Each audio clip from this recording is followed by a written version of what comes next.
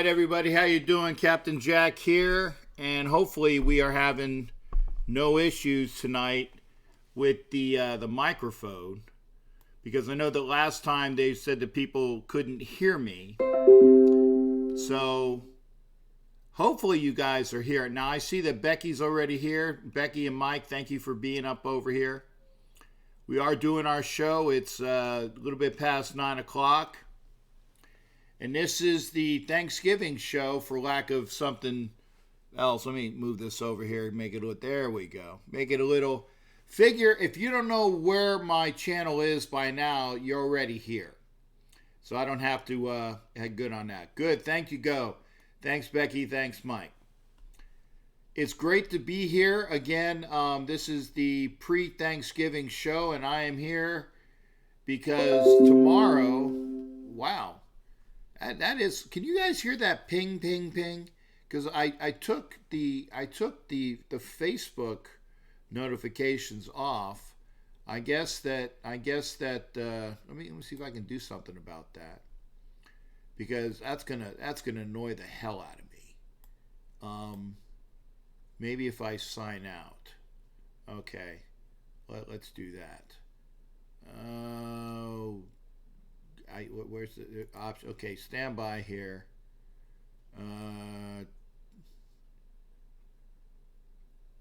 Chat sounds. I don't know. It's taken a bit long. I apologize. Maybe if I just sign out. There we go. I don't know. I'm trying to do this so that you don't. Okay. Maybe that'll help. Maybe that'll help. I don't know. But we are here, and it is the Thanksgiving show. And what I'm thankful for is some positive things to come out, hopefully, of the debacle that we had this. Ooh, wow, Becky, I'm very sorry to hear that. Flu is not fun, so hopefully you will get better. You know, you can always have Thanksgiving another day. I mean, what's to say? I mean, you get the holiday, of course, but maybe you can just have it another day. Okay? Have the holiday when you're up for it. And for, again, advance happy Thanksgiving for all that are here. Hopefully you'll get better, Becky. Okay. One thing I did want to talk about, and I want to go over some stats from the that debacle that we had this past week in Sunday. First off, it was cold and miserable. Definitely the coldest, most miserable game we've had this year. That's for true. We have another cold, miserable game coming up this weekend. Very cold. Maybe not as miserable, because it's one of those things where it's allegedly not supposed to rain. We'll see what happens on that, because there are some winter storms that are blowing through right now. How that will affect us, I do not know. We can only check the weather. But definitely cold and miserable. I'm going to say this, and people are saying that I am poo-pooing the fact that the Jets kicked our ass. No, I'm not. The Jets came out from Jump Street, and they kicked our ass. I'll give them that. I'll give them that. But when you look at things analytically, okay, they doubled us in first downs, doubled us in first downs via the pass, 3 more in rushes, and they got 1 on a penalty. We were about even in third down efficiency, 5 out of 15 for the Raiders, 5 out of 12 for the Jets. And we were 0 for 1 for fourth down plays. The total plays were even close to it. 57 for us, 60 for them. But they doubled us in total yards. 401 total yards as compared to the 208 that we had. But the amount of drives, we actually had 2 more, 13 to their 11. Doubled us in yards per play, 6.7 to 3.6. More than doubled us in passing. As you know, Darnold threw for 313 yards, whereas Carr only threw for 140. I thought I turned off notifications. I apologize. That's going to bug me. And they only had 20 more yards rushing. And we even had a better yards per rush. 2 turnovers, of which one of them was the pick 6, which should have been a penalty. And now we're going to start talking about my favorite portion. The penalties, the officiating. The officiating sucked. Let me say that again. The officiating effing sucked. When the Giants' offensive lineman can hold with impunity the entire game, that affects your defense. When the Raiders get called for a personal foul, roughing the passer when there was no such thing going on, that affects your defense. It also took a sack away from Mad Max Crosby. When their defense basically blows up your receiver without a penalty being called, and then the motherfucker, and I did say motherfucker, stands over him and cheers, that should have been a taunting call in addition to the pass interference. Excuse me. That pisses me off. Let me get back to some of these things. I'm sorry I missed some of your comments because I've been reading. But that's what we got going on. Thank you there, Ed. I'm reading the comments now. Thank you for that. And Carr doesn't play well in the cold. That's true.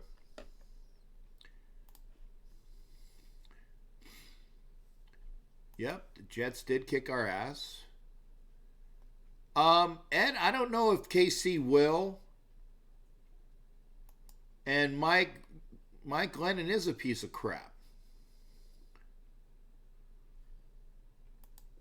And I definitely think that depending upon what Carr does this starting this game, as well as how he does against Denver the last game of the year, these cold weather games, and let me quantify this. I like Derek Carr. Derek Carr is our quarterback. Derek Carr is the best quarterback that we've had in years. Derek Carr is a record-breaking quarterback. Most passing yards of a Raider quarterback. He's the best quarterback the Raiders have had statistically.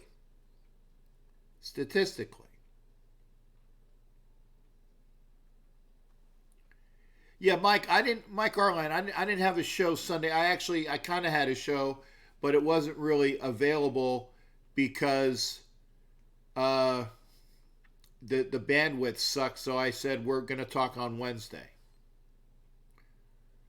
But getting back to the backup quarterback situation.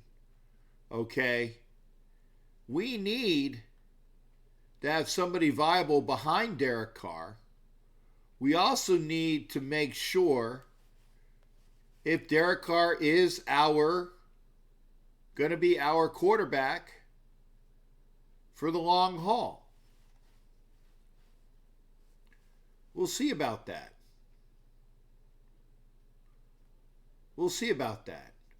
Hopefully so.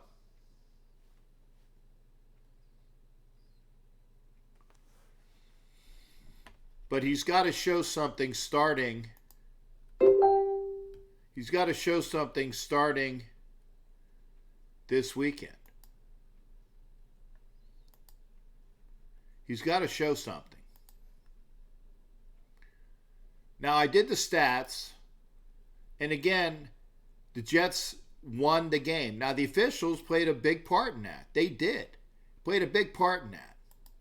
That's without saying. Mr. Ramirez, okay, we'll talk about that as well.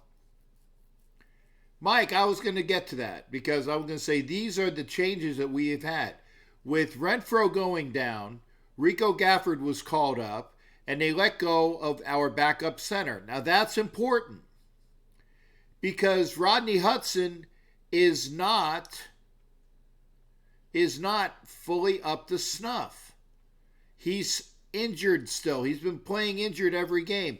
Now, I'm hoping that James is still on the roster and is okay. Maybe that's the reason why they let go of the center, but don't poo-poo the fact that we had to let go of a backup center in Magnuson in order to get Rico Gafford on our squad. And Rico Gafford better be ready to play as well as Keelan Doss. So we'll see what happens there. Now, everybody's already saying that we're going to get our asses handed to us. Ed Winchell said it. I don't know whether it's going to happen or not. I don't know whether it's going to happen or not. But I am going to Kansas City, and I'm going to see for myself. Because I've never been to Kansas City. And I want to make sure that when I went to Kansas City, I went as an Oakland Raider. Because this is the last time I can go as an Oakland Raider. Mahogany, good to see you, honey. I definitely need to talk about LA. And no, we don't play very well in the cold weather. But this is when the Raiders got to figure out whether they are just pretenders or possible contenders.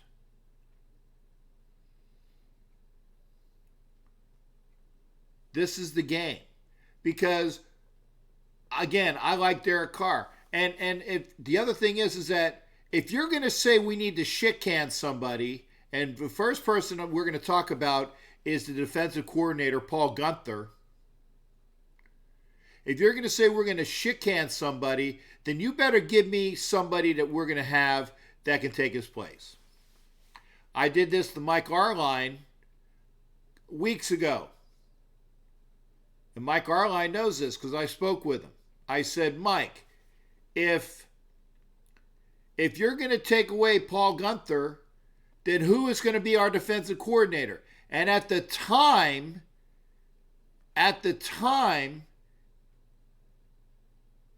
Mike Arline gave me possibly one of the guys that I would love to have be our defensive coordinator. Now it's Greg Williams. And Greg Williams being the defensive coordinator for the Jets kicked our ass. But here's the other thing. Greg Williams not only might not be let go from the Jets, who are playing well, he might be a head coach again. Fuck Jack Del Rio. Ed, I want no part of Jack Del Rio. No part of him.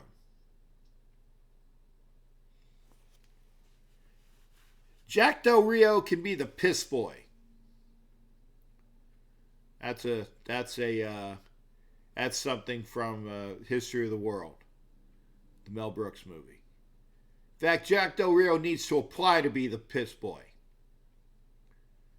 He sucks as a coordinator. When he was let go by the Broncos, they were happy to get rid of him. And here's the other thing. If Jack Del Rio is such a great defensive coordinator, then why did he let Ken Norton Jr. F our defense for the couple years that he was here? Because he didn't do anything about it. And Jack Del Rio is the defensive coach, and he let Ken Norton Jr., screw with us.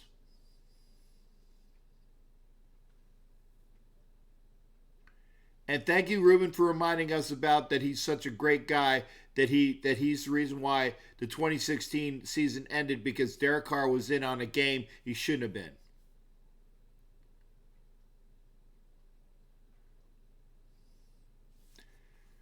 John Marquez, that's a good observation, and I'd love to have people call in for this.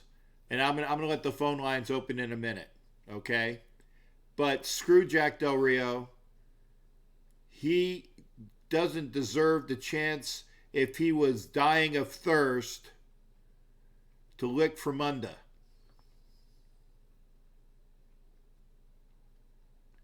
John, as far as the running,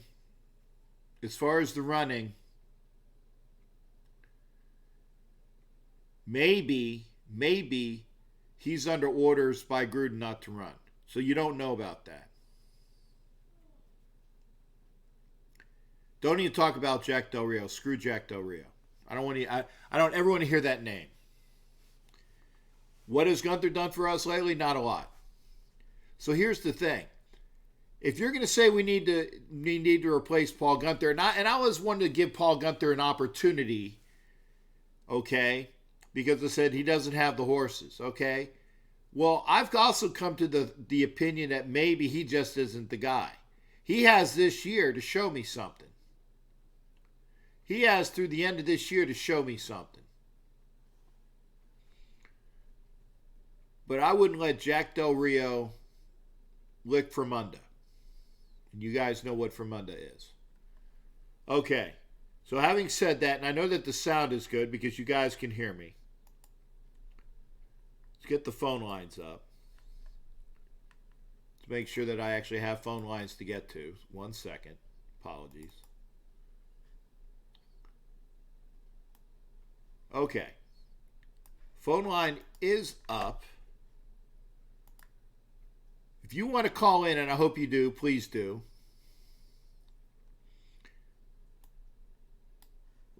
Number is 813-699-0834. 813-699-0834.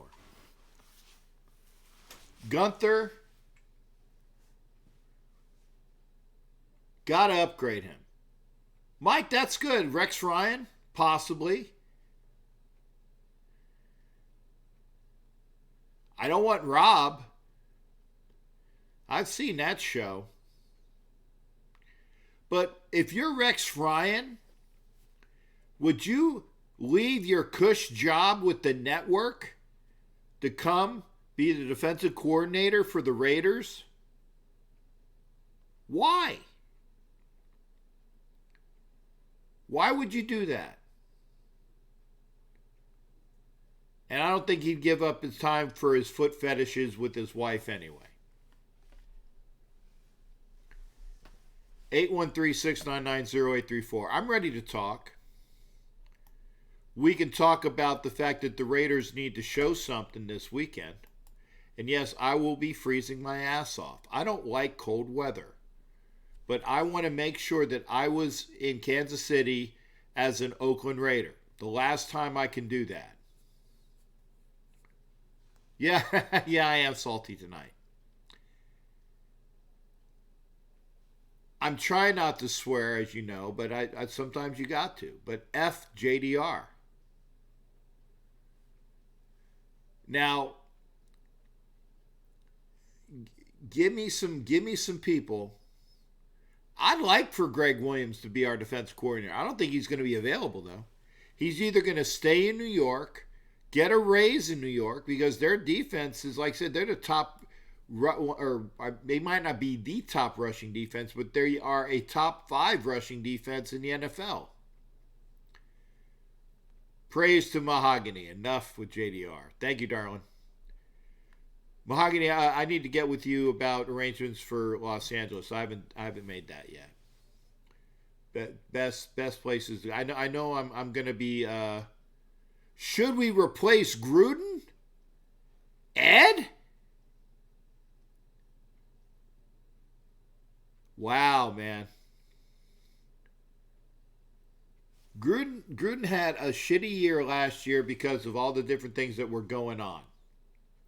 And you're ready to get rid of him at year 2 when we can be a possible 5. Like I said, 100% improvement is if we go from 4-12 to 8-8. Right now, no. The answer is no. Thank you, Mahogany. That's why I love Mahogany. She gets it. This team still does need to gel. And I said this. I said, remember, Gruden 1.0. 8-8, 8-8, and then they were 12-4.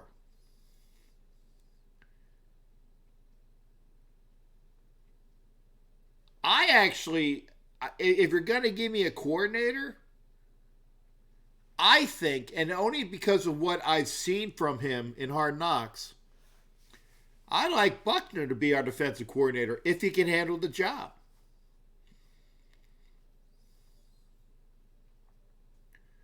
Let Brenson Buckner be the defensive coordinator. He knows the players that are here.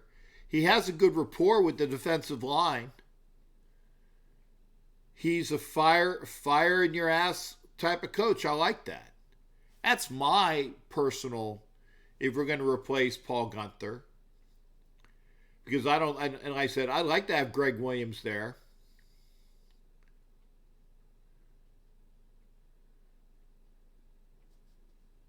Well, Ruben, like I said, we gotta replace, if they don't improve, Paul Guenther. I'm not saying everybody. The defensive line's playing okay. Remember all the salt and pepper with Max Crosby and Cleve Farrell. Oh, by the way, I enjoyed this. I don't know if I told you this. When I was getting Crosby and Farrell's autographed, when I was in line, Cleve Farrell stood up and said, "I'd like to take a picture with you," which was awesome.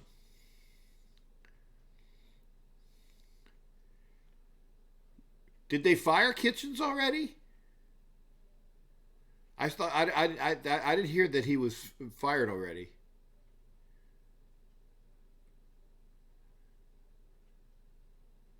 Yeah, John, you're right. Card needs to show up. I agree with that.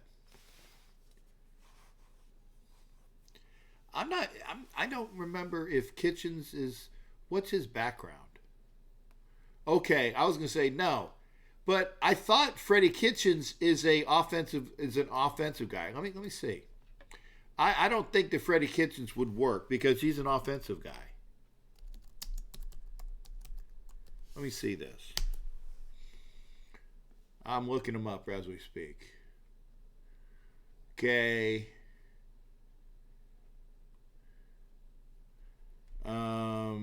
Quarterback. Yeah, he's an offensive guy. He's not a defensive guy. That's what I thought. No. The answer is no to Freddie Kitchens.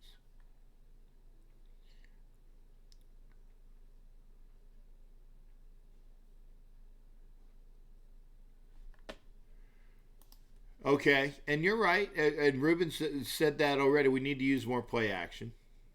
And by the way, we also need to make sure that the word's out. Okay, Darren Waller is a weapon. He's not been used effectively because they're double teeing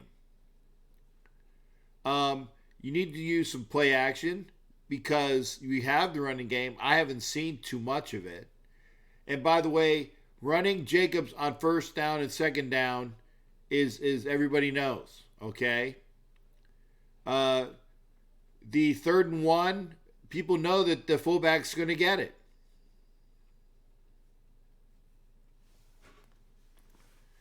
And I was chatting with Zay Jones's dad today via chat. That was pretty cool. Winston Moss that's a possibility. I'm not sure where he's at now. Let's see. Let's see where he's at. Head coach and general manager of the Los Angeles Wildcats. Is that Is that the XFL team? Is that the XFL team? The Los Angeles Wildcats? I think so. So that means, okay, I don't think he's leaving that. Okay.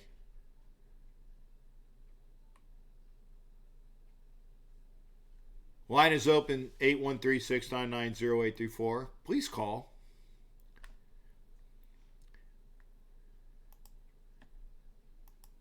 So we agreed that Kitchens is not the man because he's an offensive guy. Winston Moss would be a decent person, but he's in the XFL. Bobby Stoops would be good, but he's in the XFL as well. I don't think Bobby Stoops wants to go to the NFL, though. Line is open, 813-699-0834. No calls tonight. Wow, that's kind of a bummer. This might be a short show. I don't mind talking, but I know what it's like to talk for an hour and 2 hours when I'm carrying just a show.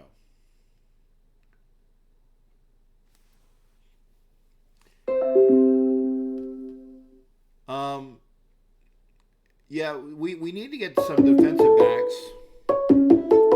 Thanks there, Doc. I appreciate that. Doc Burdett, how you doing there, brother? Hey, Cap Jack. Happy Thanksgiving, buddy. Happy Thanksgiving to you. Did you see my plea? Well, I don't see. Come on. I heard your plea. Okay, you heard my plea. Okay, good. Thanks again. Let's see here. What are we doing wrong, Doc? Well, I don't know if it's really doing wrong. I think we just got overconfident a lot. I think they caught us. They make trap games for a reason. We've talked about this before. Games you think you should win, you don't. And I think they caught us flat-footed. I think the whole team was flat-footed, to be honest with you, in all aspects of the game. Yeah. Now, talking about Gunther, what I said before, I have not been impressed with Gunther. But at the same time, I don't want to get rid of Gunther until we have something better in line. There you go. Don't ever get rid of somebody until the person that you're going to replace them with is at least as good, if not better.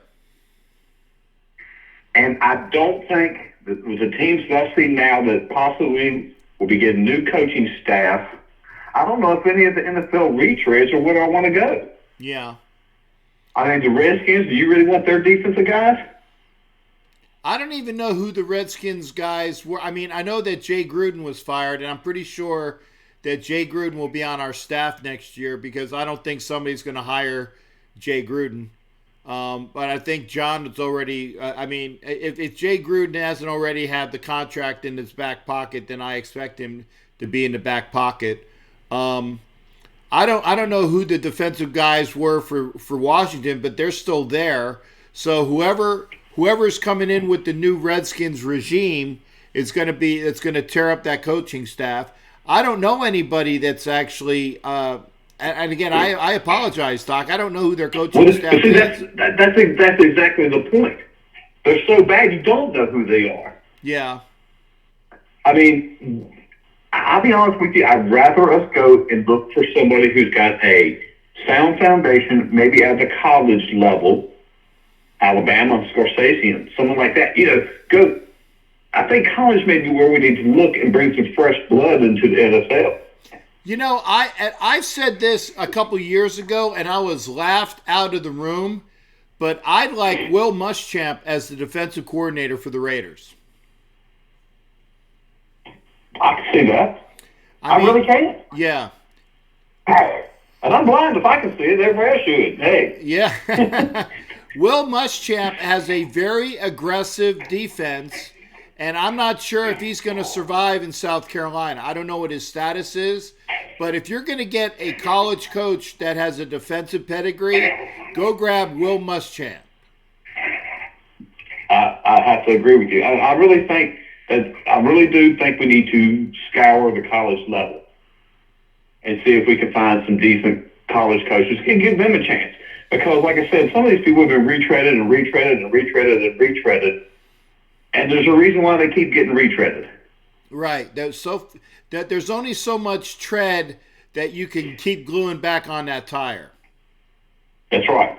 So I really think maybe we might need to start looking at some fresh blood if they don't want to give Gunther a little bit of a leeway due to the fact we've had some key defensive injuries, especially in our safety position. Yeah. Our linebacker with Burford getting a year suspension didn't help. Right. But here's the other thing, though, and this is not the players. I don't think it's the players. But when I was at the game last week and I was watching every crossing pattern where the receiver was a good 5 to 10 yards away from the closest white shirt, I'm like, what the fuck is going on? Because that's not on, if it's on coaching, I want to know why it's on coaching. But there was nobody playing these guys tight. They had free reign, and they were just killing us on crossing patterns. They were killing us in the air, obviously, because Darnold had 300 yards passing. Could some of that crossing patterns be the fact that all our safeties were hurt? Even Joiner's wasn't there last week. Yeah, I know. No, I mean that's just a question there. I'm not trying to blame it all on injury, but the reality is it does play a role. Now, the coach, a good coach, should find a way to take what they have and use it effectively, and he didn't do that, and that is on the coach. Exactly. But at the same time, I want to be fair and look at it both ways. And I'm not a Gunther fan, trust me. I really have not been impressed with him. Everybody talks about, he's got a phone book size of playbook. Well, you know what? It ain't working. Yeah. Yeah, I agree. And this is his second year, and it still ain't working. It's time to, like I said, don't get rid of him, but evaluate. Hey, is there something better out there? Yeah, and like I said, I'm willing to look. And by the way, Greg Minuski is the defensive coordinator, who's not a bad defensive coordinator. I don't know why the Redskins are so atrocious this year. Greg Minuski is actually a decent coordinator. Well, the guy I admit too, their offense was not firing well. Keenum was a joke. They quarterback position, so their defense was on the field a whole lot this year. Yeah, well, I mean, you can't play a defense where the field is on for 40 out of the 60 minutes. You're going to get tired. Yes, that's true. Yeah. So, I mean, Minuski might be – I mean, I don't know what his – here's the thing. And Mike Arline agrees. Thank you, Mike. But if that's the person that's available, we'll see. But there's got to be something better. There's got to be something better. I also want to see, hopefully, we put more into building our defense this offseason. We still have, we got some young players, but we still got positions to fill. We need to strengthen our linebacking core. Yep. Well, let me get off here, and hey, happy Thanksgiving there, Captain Jack. I'm seeing you getting knocked off. All right. Hey, thanks again there, Doc. You take care. Happy Thanksgiving to you. Good. All right. Take care. That was Doc Burdett. And now we get our Pittsburgh report from Jared. How you doing there, Jared? Good, Captain Jack. Happy Thanksgiving to you and the Raider Nation. How's everything going on? Happy Thanksgiving to you, and we're good here. We were talking about what the Raiders need to do to improve their defense. As far as do we cut Paul Gunther loose or what? Well, the Raiders need some help in the defense category, no doubt about it. Like I said, very, very tough to watch, however, on Sunday. And hopefully, things will improve this Sunday, but we'll see. I mean, the big story, obviously, this week, not only for you guys, is what we got because we're having Doc duck calls, if you will, however, going quacking, if you will, however, against the Brownies this Sunday against Baker and Company. Okay. I mean, of course, the big story, Collins said Hodge is going to start this week. Of course, they also said, my friend told me, however, that I don't know if this is true or not. I'll have to double check this to confirm it, though. They said anyone who is wearing a Garrett jersey or anything regarding Garrett, however, if they're going to try something, however, this week, however, then they are going to be either not allowed in the stadium or they will be arrested on site. I don't know. I heard something about it today about the arresting, but anyone who's doing anything, I mean, hopefully it doesn't come to that, but we got the Browns this week is going to be interesting. Wait a second, okay? If somebody is wearing a Myles Garrett jersey, they're going to be arrested on site. That's got to be bullshit because there's nothing wrong. That's freedom of speech. Yes, I agree.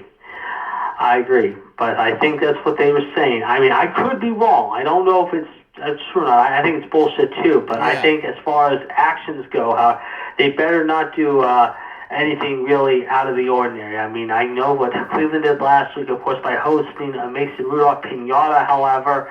I mean, hopefully the Steelers get back a little momentum. I mean, last week was a very ugly showing in Cincinnati, however, against a very weak Bengal team, however, who, of course, is going to go back to Dalton this week against the Jets, they understand.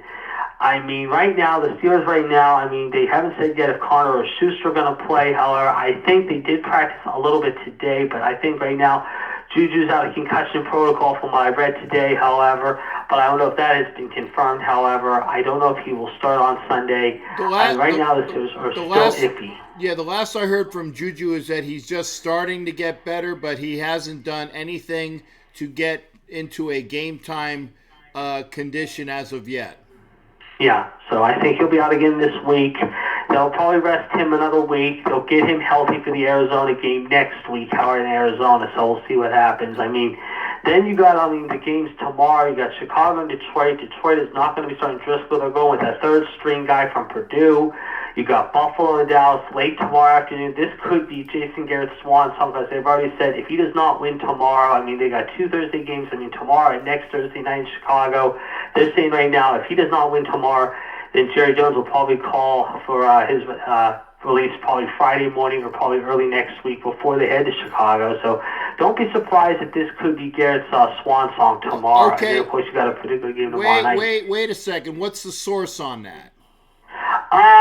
From what I remember seeing, how I was watching First Take this morning, and I also heard on Skip and Shin, and I think they said there were some reports out of the Dallas Morning newspaper. I think one of the writers, I think it was Sean Taylor, the Cowboys beat writer, it was Tim Cowshaw, talked about it on Dan Patrick's show on Monday, and said that right now, after what happened last Sunday, that Jason Garrett's future is pretty much up in the air. But they're saying if nothing changes by tomorrow, and I think this is what CBS Sports said a little bit ago this evening, if he doesn't win tomorrow, he might be done come Friday morning.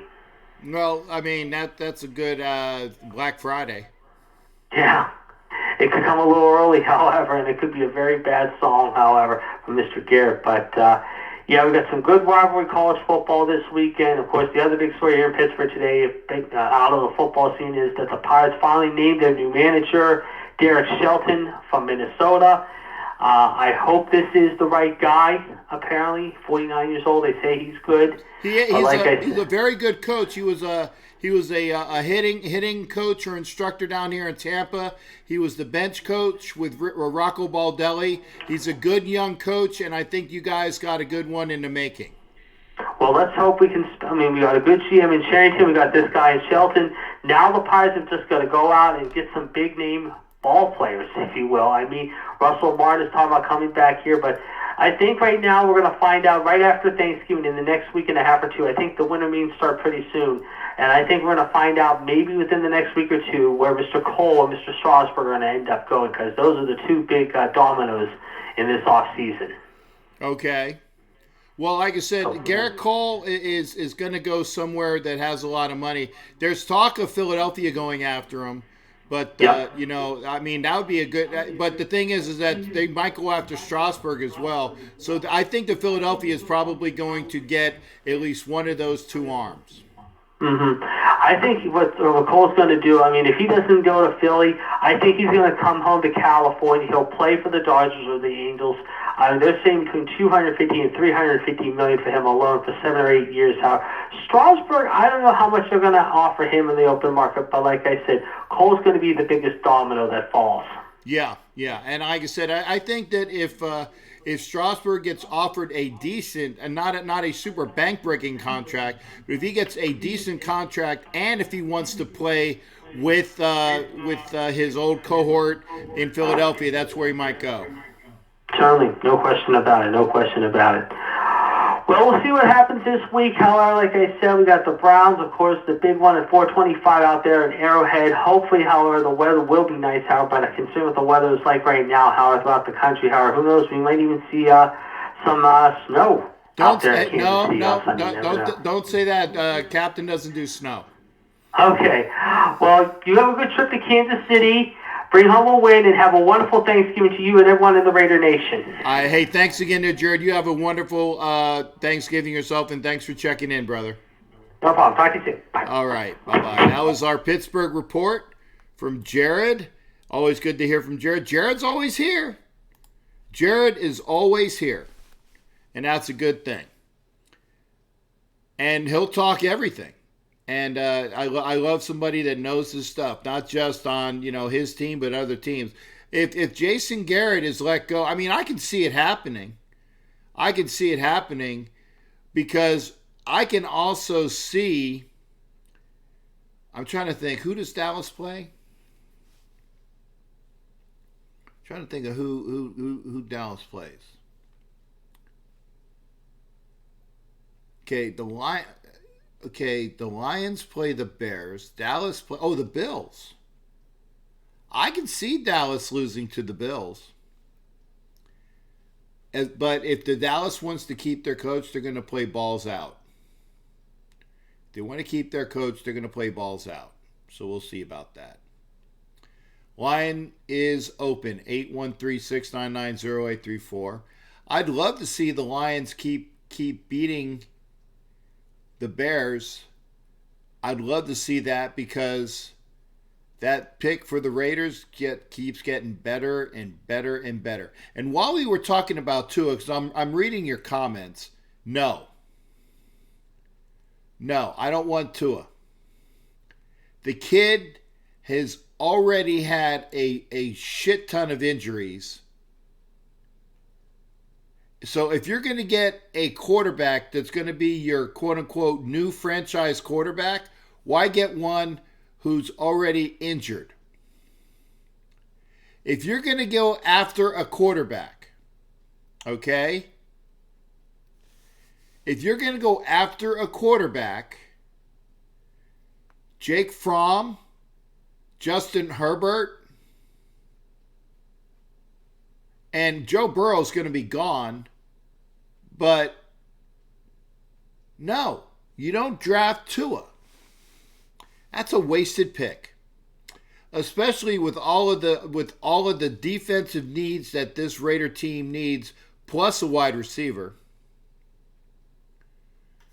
Joe Burrow is going to be gone, Ed. It's going to be gone. Unless you trade up. Unless you trade up to the number 1 spot or the number 2 spot, and if you do, you don't go after Tua.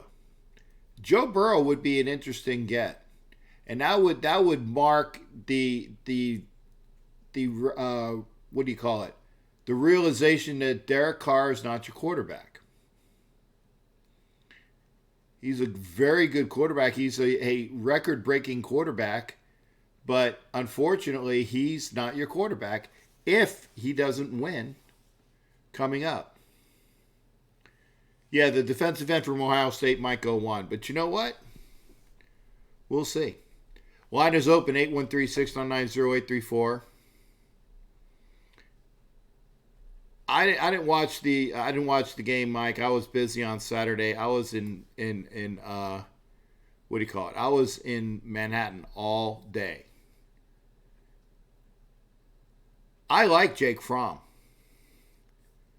I like Joe Burrow. Yeah, I'm showing my SEC bias. Ed Winchell, man, you have gotten some really, really bizarre takes tonight, brother. How you doing? Happy Thanksgiving, Kath. How are you? A happy Thanksgiving to you, and I'm okay. What's going on? Just wanted to put a little salt under your salty way tonight. Okay. Yeah, well, you're doing a good job. Oh, hang on. Somebody else is calling. Unknown caller, you're gonna have to give Edward his 5 minutes. Call back, unknown caller at 304. Call back. Go ahead, Ed. I mean, you may think my Ramsey comment was out there, but I really think that his experience, his years playing in the NFL would have been helpful for our secondary.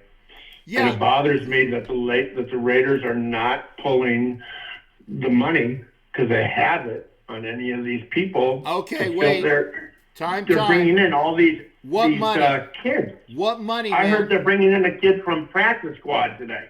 Wait, what money are you talking about that the Raiders have that they have an abundance of? They don't. They have AV money. What about the AV money? They're using it wisely. Okay, to be very honest, I would like to have had Jalen Ramsey, but not at the money that he's going to cost, because he doesn't show me anything. Jalen Ramsey is, I want to say, is like a what do you call it? A quarterback that does well when he has a big, fast defensive line and linebackers that can cover. Do we have any of those? Right now, we don't. No, but I think next year we'll have a formidable defensive line than we do now. Yeah. But you've been a Raider fan forever, and I have been, and it's just the Raiders' mentality, or just the way that they are put together, that they don't bring in big names. They get people, and they always have for 60 years, on the backside of their career, but they do a good job with it, and they re-energize these guys that have been in the league for 10, 12 years to finalize their careers in the last 4 or 5 years with the Raiders. Well, okay, to a point, but I don't think that Mike Haynes was on the backside of his career. No, but I'm talking about like the guys, the helmet, taking the helmet off and hitting the guy with a helmet. Oh, Lyle Alzado? Lyle Alzado is one. Bill Romanowski. Yeah. Two. I mean, a number of good players we got on the backside of their career. And it works for us. Yeah. It just hasn't lately is our problem. Right, and I agree, and I agree with Don Webb. It says Ramsey is too expensive for the return. I agree. Now, if you get a corner, and there are plenty of good corners, because they were talking about, and again, I'm gonna be very afraid to say this, but they said that Ohio State has a great corner as well. So if you're within the first couple picks that you might get for 50 and you don't get Chase Young, or if you don't get Joe Burrow, there's a couple good corners available. And by the way, I'm not sure, and I was reading a piece today. I want to get a number one wide receiver, but this kid has better have like a super high football IQ, because you're going into John Gruden's offense and going from a wide receiver in the college football ranks to the NFL is very, very different, and you got to have your shit together. So I'm not sure. You do. I'm not sure if that's actually going to happen where it'll work. I don't know. It's a good point. I don't know either.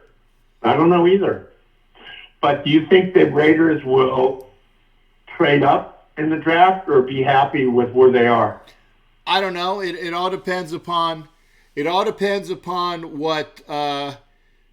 Chicago wants. And what happens there. Yeah, it all depends upon what return you get from because again, if the Chicago pick is high enough, why trade up? Okay, it all depends upon who they're targeting and where these guys fall.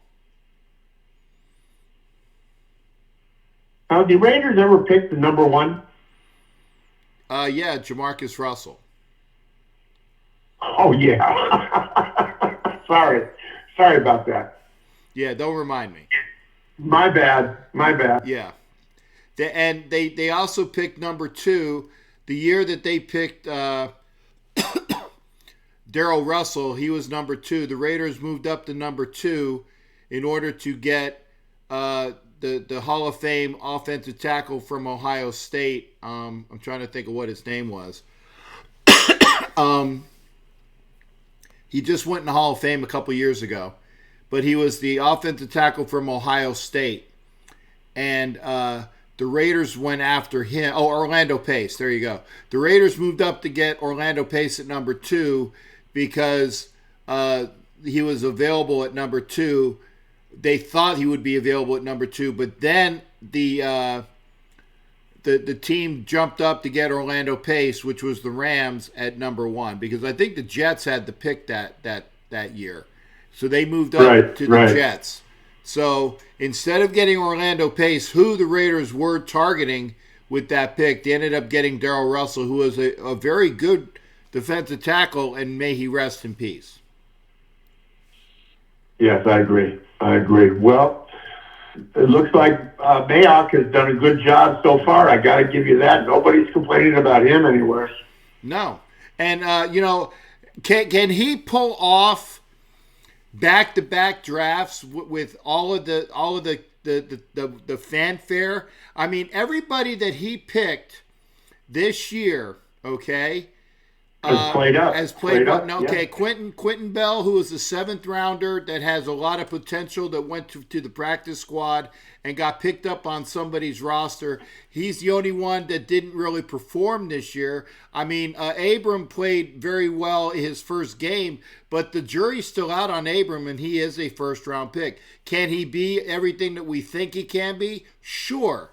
But, everybody else that the Raiders have picked up this year, either via the draft or free agency, minus a certain a-hole, have turned out well for the Raiders.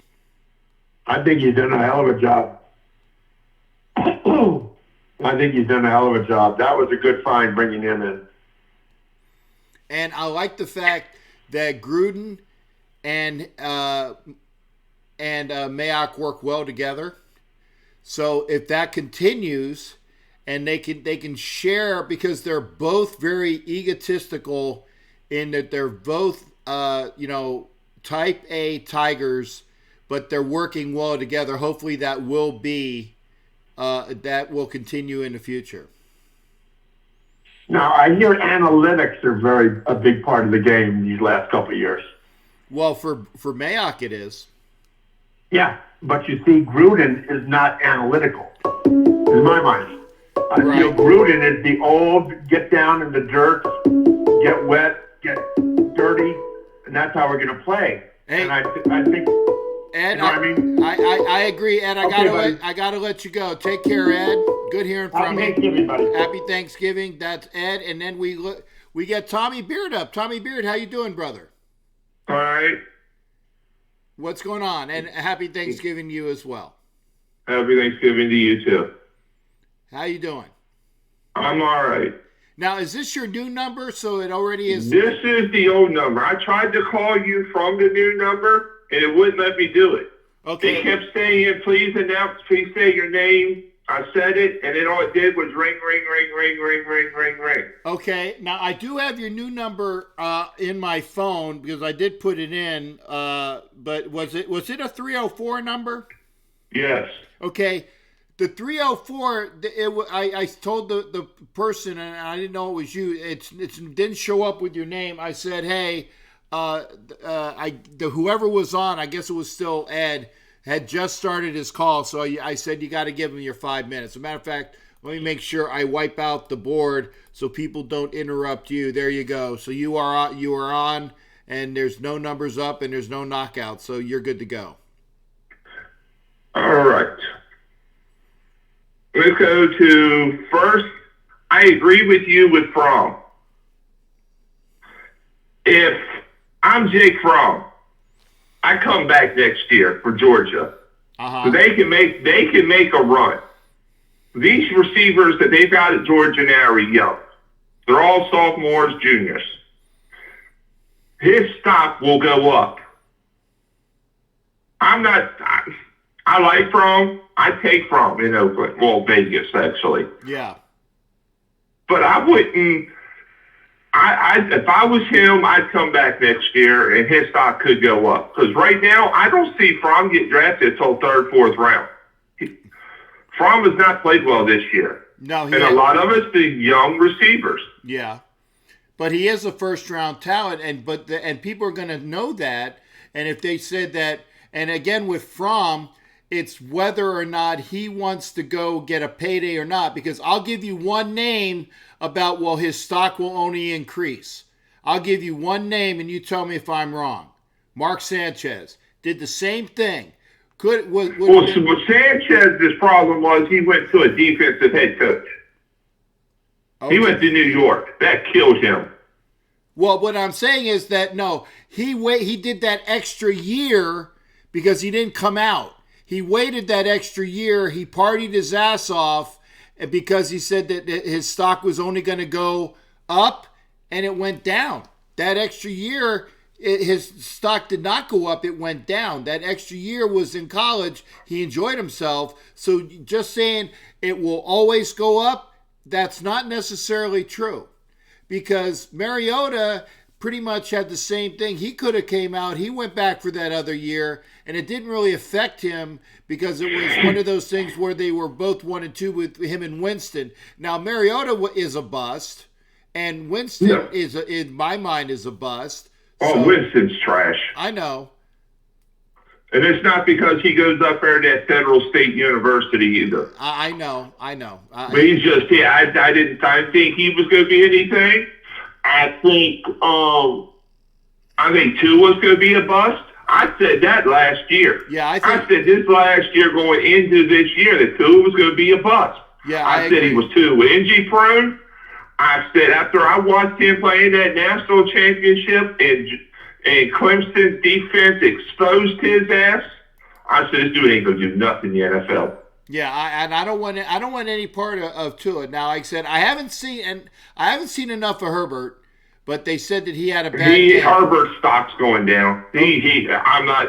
And Burrow, is it the system that he's in, or is he really this good? That's the question. I don't know. I mean, I do like what Burrow, he does. I'll give LSU. I will say this: I did not see this happening for LSU. I did not. I thought the SEC. Now, I did have Georgia winning the SEC. I still have Georgia winning the SEC. I do think Georgia will beat LSU next week. Okay, we'll see. I don't know if they can score with them. I think Georgia's defense shows up. Well, that's the way they're going to have to win, is it with a defensive stand by the Bulldogs, okay? But now I'll jump to the Raiders, because forbid I give people knowledge and they not enjoy it. Okay. Go ahead, brother. I did not like the 1 o'clock kickoff. No, I don't know. I do not understand why the NFL did not make that a 4:25 game, even a 4:05 game, because there was only 2 games last weekend. 2 for 1 o'clock or 4 o'clock games. And they could have made that Raiders-Jets game a 4:05 game. They could have. They don't care to, because they could have made that a 4. And then with our record, I seen a stat and I said, Jesus Christ. You know what our record is to playing East Coast times at 1 o'clock? It was horrible, except for the 2016 season when it was good. We are 18. Well, going after Saturday, going into Sunday, we were 17 for 35. Which is 50-50. We're 18 now of 35. Or 17 for 36 now. Okay, so we do not play good going from West Coast to East Coast at 1 o'clock games. Okay, so wait a second. Is that 17 wins and 36 down? Yes. Then that means we only have a .333 win percentage. Right. Okay. And it was under the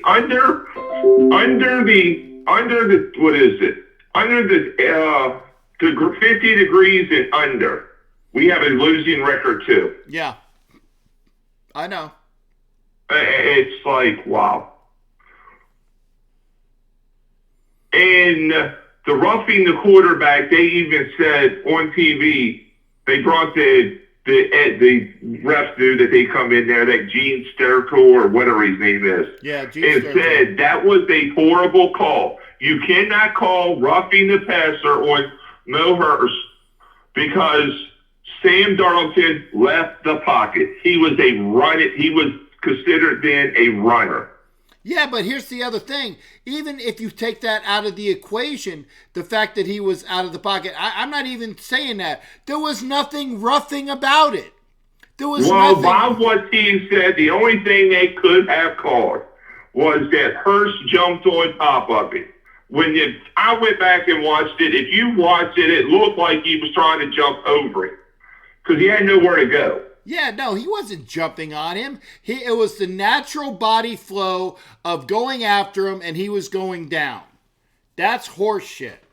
No matter how you slice it, that was a horse shit call. And I understand people want Guthrie out. So do I. But we need corners. Now, I'll give Trayvon Mullins a pass. He's a rookie. Yep.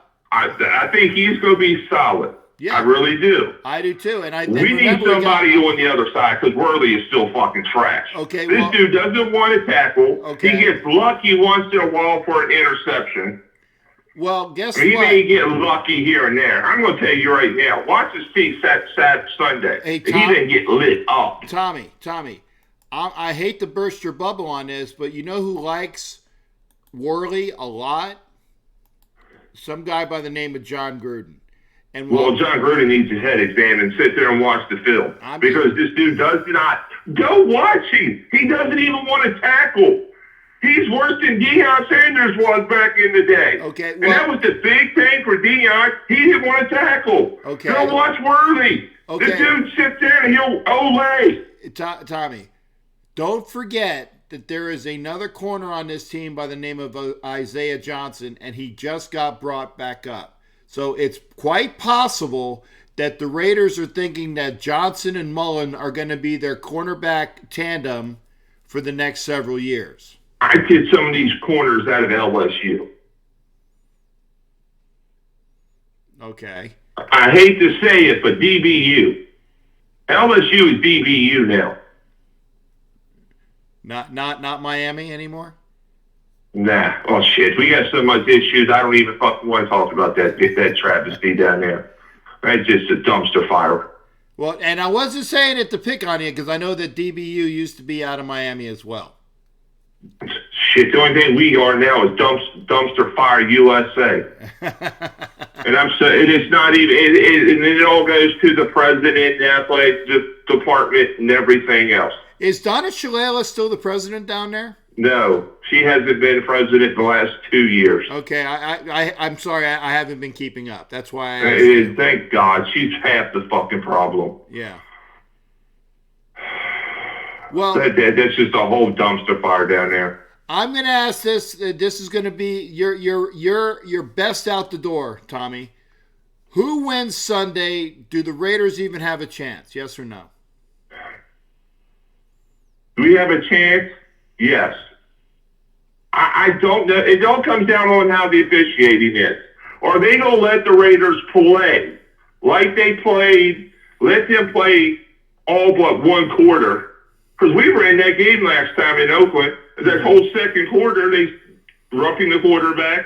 They called pass interference, wouldn't let us get this. If they let us actually play, get physical with these receivers, hit the new crybaby Mahomes, then yeah, we can win. If they don't let us play physical with these receivers, no, we'll get run off the field. Okay. It all depends on how the officiating is. Well, hopefully. And can they call holding? Jesus Christ, I'm so sick and tired of sitting there watching Mel Hurst or P.J. Hall get held coming up the middle. I saw it too, and they were getting, the Jets were holding with impunity, and it pissed me off no end. And then you get Crosby that's being held. He sits there holding his arms in the air like, what are you, come on. It all depends on how it's officiated. Okay. Well, and my upset pick, I could be wrong. If I'm wrong, I'm wrong. Auburn beats Alabama. I want to see that. I actually will be. I don't got nothing else going on in Kansas City on Saturday. I think the events are Saturday night. I'll actually be in my hotel room and I'll watch that. I hope. I want to see I want to see a good game. And Florida State beats Florida. Okay. And that's not a shot towards you either. Okay, I'll take that. I got to get to the other call though. Thanks for calling in. Thanks for calling in, Tommy. And we go from Tommy Beard, and I didn't take it as a shot. If Florida State does beat Florida, because Florida State is trying to do things for their interim head coach, and Florida is not consistent, so I can see that. I mean, it wouldn't be too far out of the realm. Camo, how you doing, brother? How you doing, Captain Jack? I'm good. And by the way, Don Webb, I hear all of your things. Yes, I think defense, and oh, by the way, defense. So I'm watching your stuff, and I agree. Go ahead, brother. Not as fun. What do you think our chances are to make the playoffs? We have some easier games with the Broncos and Tennessee. You think we can make it? No. First off, don't say the P word and Raiders in the same sentence until I see something. And that's what I'm going to say. I'm not going to put the P word and the Raiders in the same sentence until I see something, and that starts this weekend, okay? First off, if they lose this weekend, you can almost kiss all those chances goodbye. And the reason why I say that is because you got to actually, the best way for the Raiders to make that P word is to be the AFC West champion. And the reason why I say that is because if you start going into the tiebreakers, losing to the Jets did more to knock out the Raiders' opportunities for that P word than anything else. Losing to the Jets. It hurt when we lost to the Texans, okay? For us to even entertain thoughts of being a P-word team, okay, you need for the Texans to win that division so that it's head-to-head with the Colts. That's one thing, okay? And then you got to worry about everybody else and how they stack up against their division losses and conference losses. The Raiders have got to run the table for them to even think about being in a P word and the Raiders in the same sentence. And we do need some help from everyone that plays the Steelers because they're ahead of us. We need some help from the guys that are going to play the Steelers. Right. And I tell you, like I said, the Raiders need a lot of help. Yes, they do. And it was disappointing, to lack of a better term, embarrassing this way it made against the Jets. I mean, you score 3 points in your opening drive, and then you do nothing for the remaining, basically, 55 minutes of the game. Yeah, it was. I couldn't watch it. Like I said, I watched the game. The first half, I watched the game from my seat, cold and listening, or so cold and watching. But I was so disgusted. I was so disgusted at halftime. When I left my seat to get away at halftime, I wanted no part of it. I wanted no part of it. And then I went in and I was talking to some people, and I was like, I talked with two very nice older gentlemen that were little bit my age, a little bit older, and we had good conversation. But the rest of the Jets fans that I was inundated with the crap that I had to watch, the crap that I had to put up with. That's why my Facebook profile picture with the guy flipping the Jets fans off is staying for a while. They were horrible. They were horrible fans. Horrible fans. Yeah, and they have a reputation like Philly fans, and I almost kind of feel that the Raiders were like surprised to be in the position where they were at because of the games they've won and the other teams that have lost, to be in the position to be in the driver's seat of their own destiny. And they came out so flat-footed, like they'd never seen a football, almost like they thought they were going to walk into New York, have a steak at Luger's Steakhouse, and then just walk in and kick the Giants' backside. The Jets' backside, and go home with a win. And once the Jets started rolling, they just seemed like they didn't know how to handle the adversity, handle being down and make a comeback. They were weak. They were lifeless. I mean, they were just kind of like a jellyfish, just rolling up and down the field, just, with the wind blows. It was pretty pathetic, in my opinion. Yeah, it was. And in my estimation, and I said this for the little portion of the show that I had a chance to do on Sunday, the Raiders came off the team bus at like whatever time it was, like 10 o'clock in the morning, 9:30, whenever they got over to that stadium, they came off the team bus already saying, well, we won already. Why are we here? And they got bit slapped. They got bit slapped so hard that it was unbearable to watch. And I will say that they were reading their own press clippings. It's bullshit. You got to go out and play, just like Herm says, you play to win the game. And they didn't come out there and they didn't play. And the Jets did. Like I said, I take nothing back from the Jets' effort because the Jets bit slapped them, but the Jets also got every call there was and it was easy for them to do because the officials made it quite easy for them to win the game. Right. But after 60 years of dealing with the refs, we should already know that we have to play better. And as far as defense, Will Muschamp, I live in Austin, and he was the defensive coordinator here for the Texas Longhorns, and he got knocked around on a regular basis by the Big 12. He's not a good fit for the Raiders. He's not that good of a coach. He has his ups and downs, but I've seen him here. I've seen him here in Texas. I disagree. I disagree.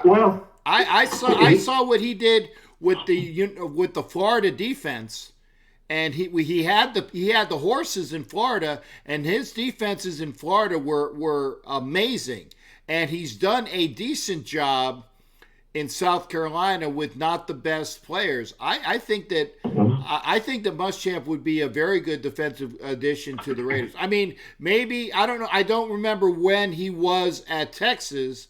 Must have been before he went to Florida. But I think that he would be a very good fit for the Raiders. But I mean, we'll agree to disagree on that. Yeah, he was the defensive coordinator here, and he was supposed to be the next head coach of Texas. And I know Oklahoma used to go to the Cotton Bowl every year and just smack the snot out of his defense and embarrass him when he played Oklahoma. And he's good, but I don't know who's better out there. But I just don't think he's a good fit.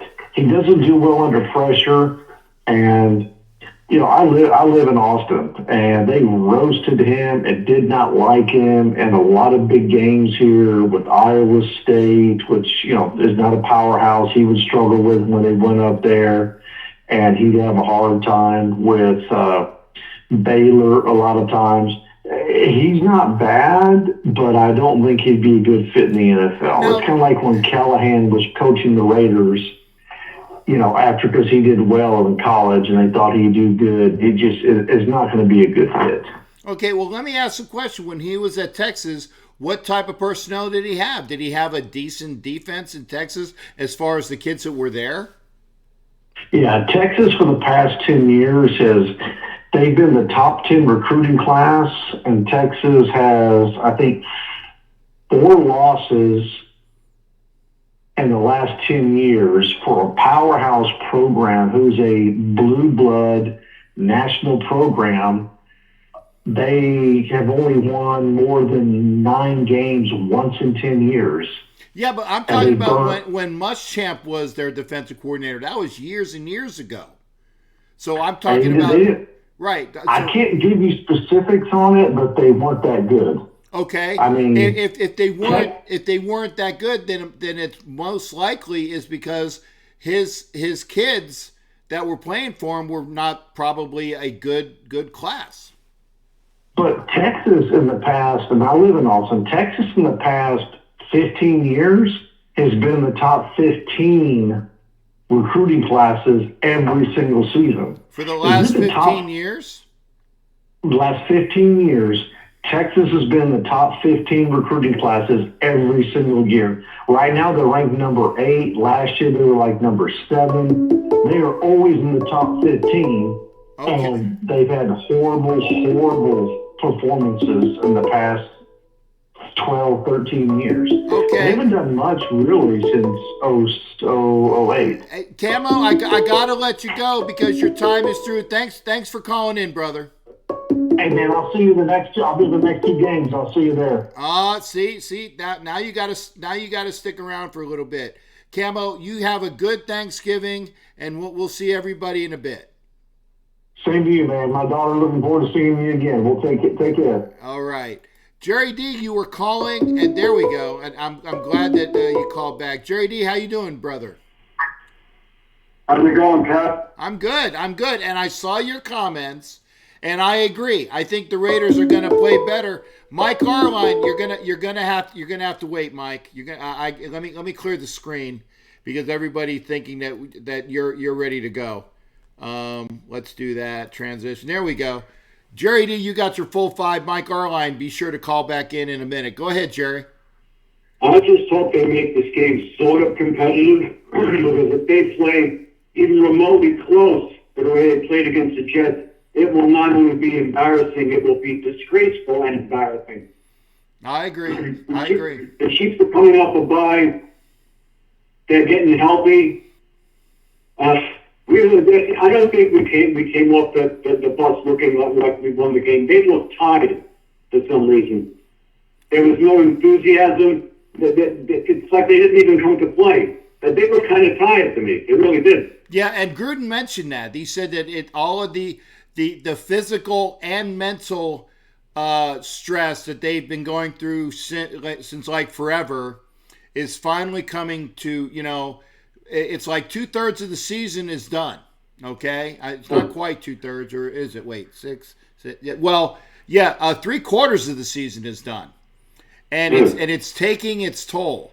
But this is when you need to either suck it up or start making arrangements for your golf game in January, and we'll see what happens.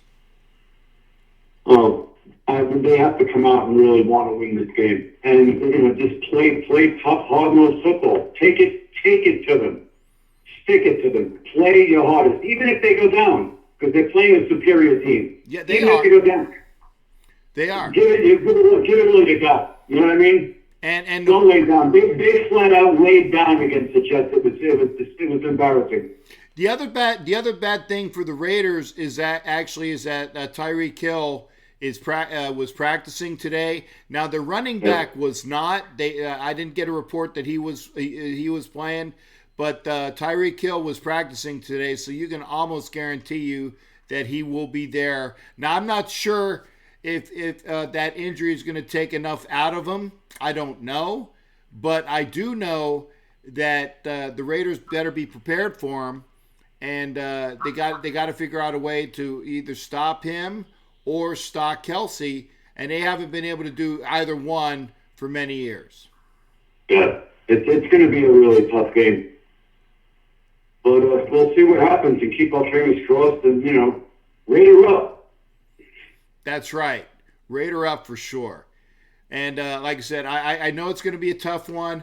I don't want to go out to Kansas City and be embarrassed. I don't want that to happen. If we play a good game and at least make it so that it was a good effort on our part, okay? Obviously, I want to win, but I don't want to be blown out. I want to be able to sit in that stadium and see a good game and not walk out like I did against the Jets. And I didn't walk out of the stadium. I never walk out of a stadium.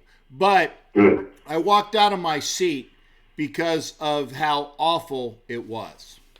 I don't blame you. I mean, but at least be competitive in this game. That's what they have to be, competitive. I want to see the win, but if we don't get the win, I want to see some fire and be competitive. Do not fucking lay down.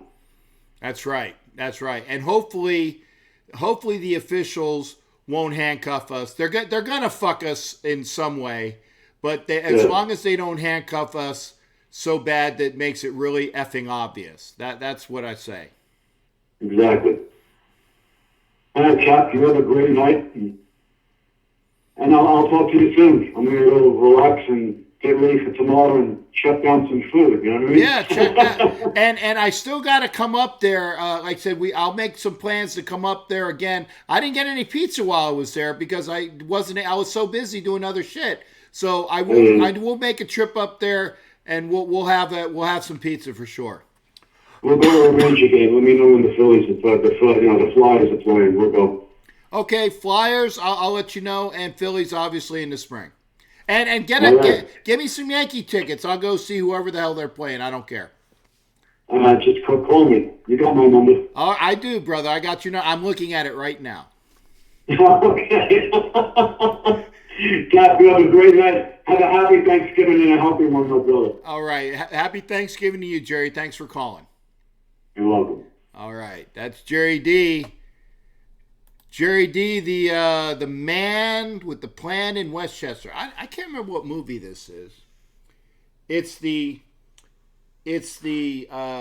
Chris Pine, Denzel Washington train movie where they're trying to make sure that this train doesn't derail. I mean, I gotta watch something, and this is the best part of the movie because they hit that one scene where they're going around the curve and they're trying to make sure that the train stays on the track, because if it doesn't, it's just going to go right into a bunch of the oil and whatnot and just blow the hell up.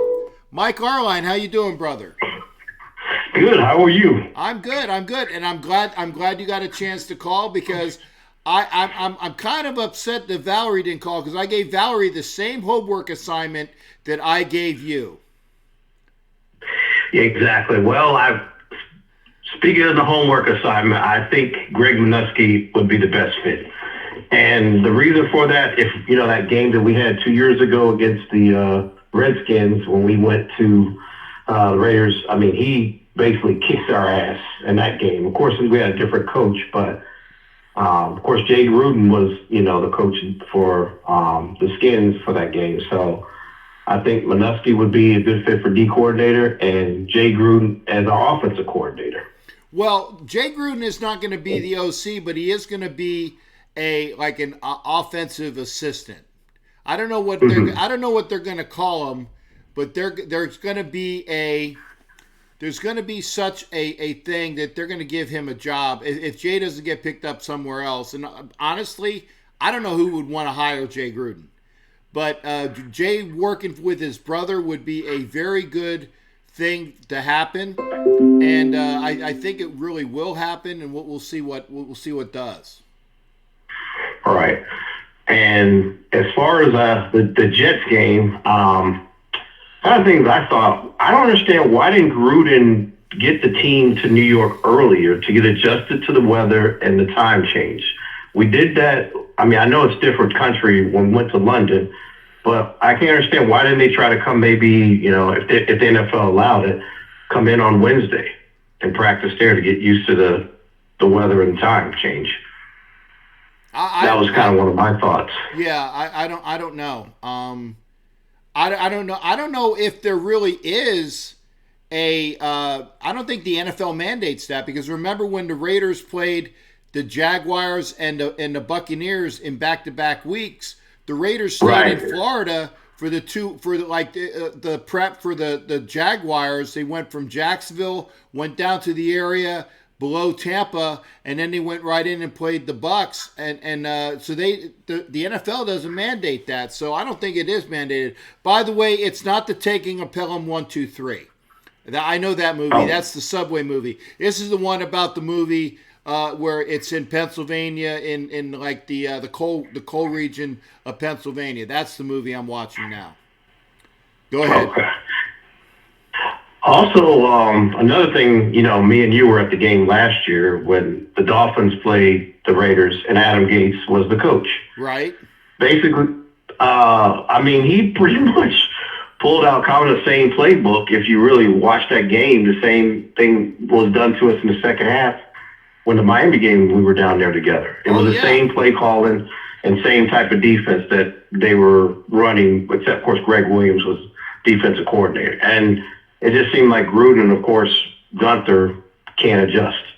It was like Adam Gates just flat out coached us again 2 years in a row. And that's horrible to even think of, that Adam Gates has beaten the Raiders twice in a row, and the Raiders have looked piss poor both times. And yes, it is unstoppable thanks to West Virginia Raiders. I didn't get the title, Unstoppable, good film. It really is embarrassing to say that the Raiders got waylaid by Adam Gase and Greg Williams. Now, granted, last year the Raiders shot themselves in their foot and the knee and everything else with all of the mistakes that Carr made. Throwing that pick in the end zone on like the first down. And then the goal line where they went forward on the goal and they didn't get in. So yeah, it was wow. It was horrible that they did it twice in a row, having Adam Gase beat you. I mean, it's hard to fathom. Exactly. Yeah, exactly. And another thing I was thinking about with Carr, do you think we need to just bring probably a quality backup to put pressure on him to get him to play better? Because we know that, these guys that are behind Carr are not putting any pressure. He has no pressure to keep his job. So I was thinking, if we do keep Carr, could we bring in somebody since we're here in the Tampa area, if Winston is let go as a backup to Carr? Yeah.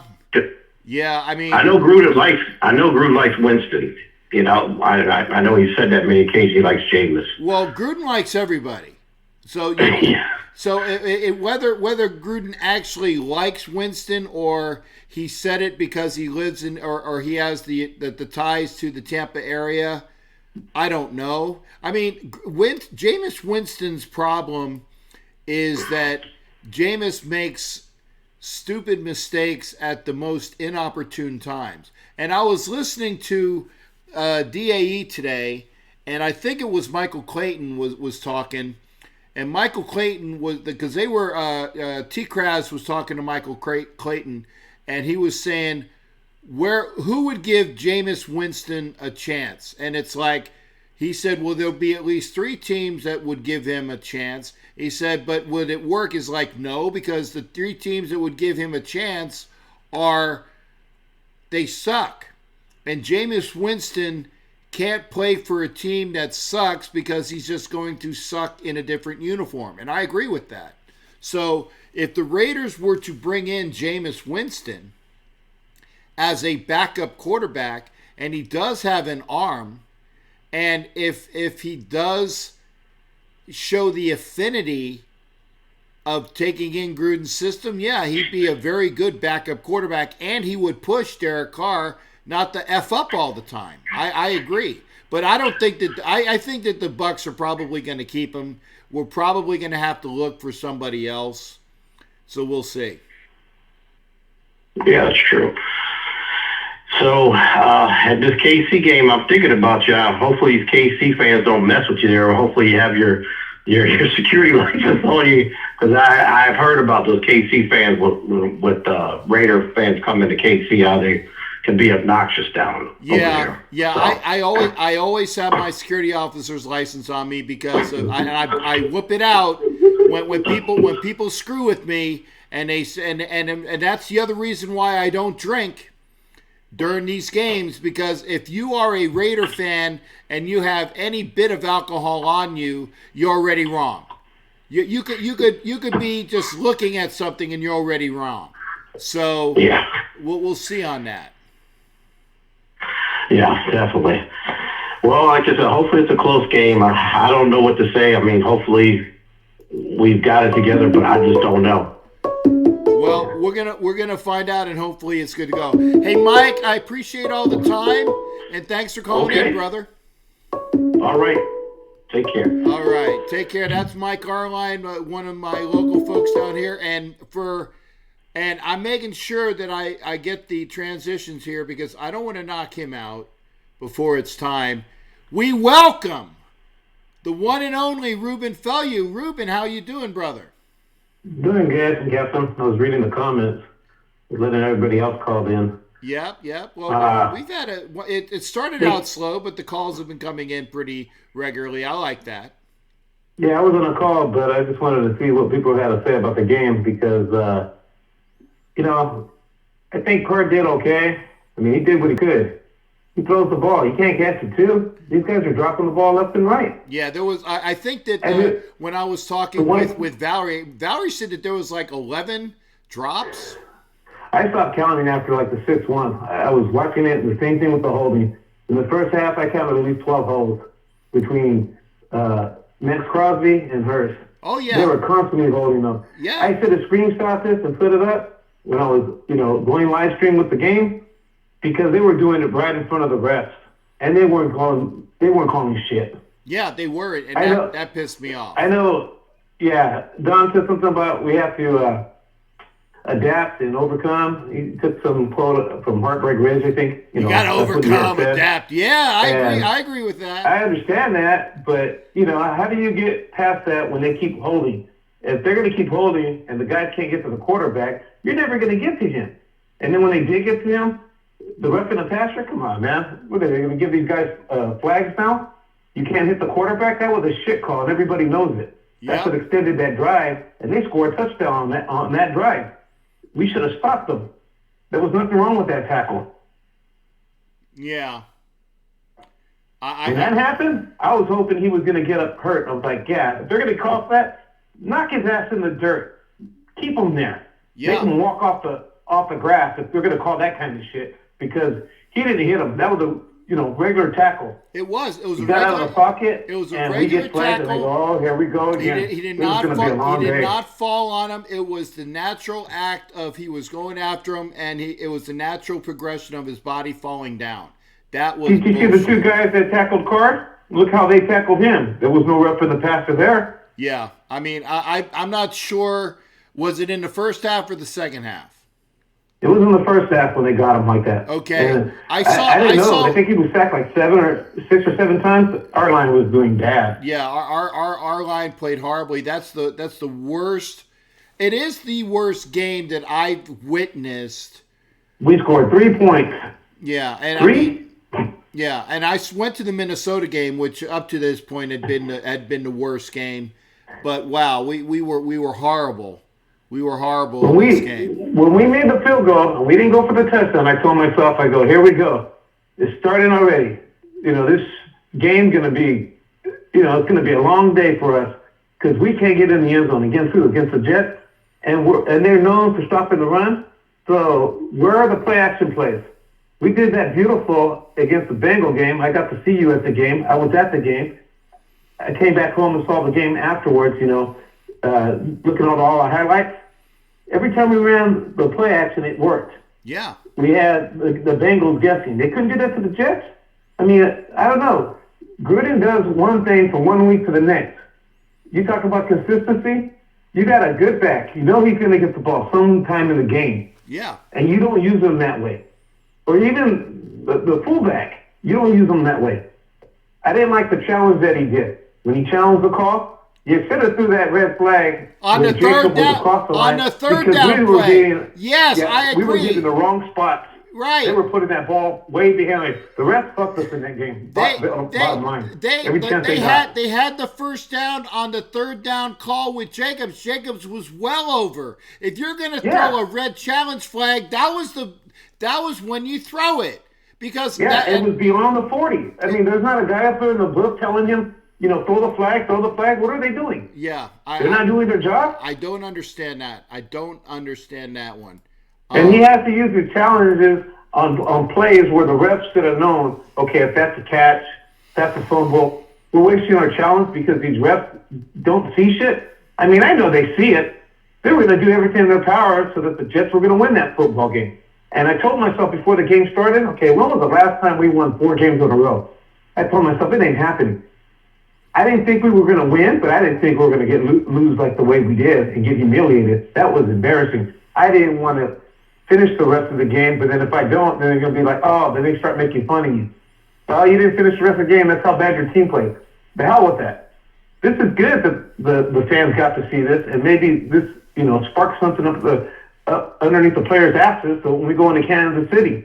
Because you said they were getting off the bus saying, oh, we already won the game. That's the wrong attitude to have. And if they were having that attitude, those coaches better put those players in check. I'm not. No. Okay, let me rephrase that. I'm not saying that I heard that they won the game. I was saying the way that they came out flat, in my mind, in my opinion, is that they already thought that the game was won, and they didn't give max effort. And the Jets punched them in the mouth, punched them in the gut, and kicked them in the balls. And by that time, it was done. It was done. Yeah. The Jets came out got what we fired earned. up. Yeah. We didn't earn nothing. That's right. They should have been playing mad, especially after the first half. Come on, in the second half, we were flat. Flat in the first half, flat in the second half. Didn't catch that ball over the middle on the third down. He had plenty of room to run after that, and he just, it's like the ball hits you in your hand. What do you want to do? You want the quarterback to catch for it too? These guys got to do their part. Yeah. This doesn't all fall on Carr. Going into Kansas City, this doesn't fall on him either. Yeah, Williams dropped at least 2. I know Richard dropped at least 1.